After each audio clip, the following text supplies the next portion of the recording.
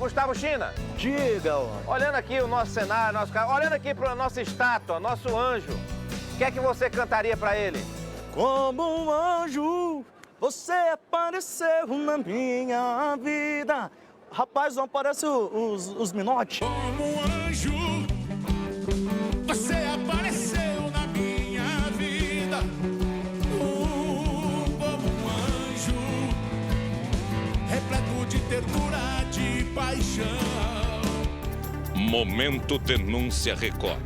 Você como sósia, já atorou gente falando que era o Gustavo? Já. Já? Já. Já. Ah, esse é dos nossos! Vamos, Xará! Isso é pra você, meu irmão! Gustavo Senaro, o nome dele. Qual que é teu filme favorito? Você tem que escolher aqui, ó. Prenda-me se for capaz ou Carandiru? Carandiru. Carandiru. Mais pé de casa, né? Apazigou!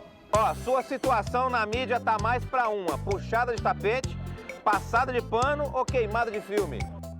Rapaz, a primeira, do tapete. Puxada de tapete? Puxar de tapete, com certeza. 59 segundos é o que resta. Qual animal desses aqui te dá mais trabalho? O leão da Receita Federal, o galinho da Fazenda ou o tigrinho? Galinho da fazenda. O galinho da Fazenda. Galinho da fazenda, é terrível. O tigrinho tudo bem, né? Ó, tudo bem, tudo certo. Quem nunca? Espere e verás. Qual o principal problema relacionado a jogo? Certo? Ah, Jogar e não ganhar? Ganhar e não levar? Ou a polícia pegar? Gustavo! Gustavo! Ei, Gustavo! Esse foi o Gustavo China hoje aqui no Talk Rua Brasil! Mete o dedo na sanfona, muito obrigado pela Tamo sua junto, presença!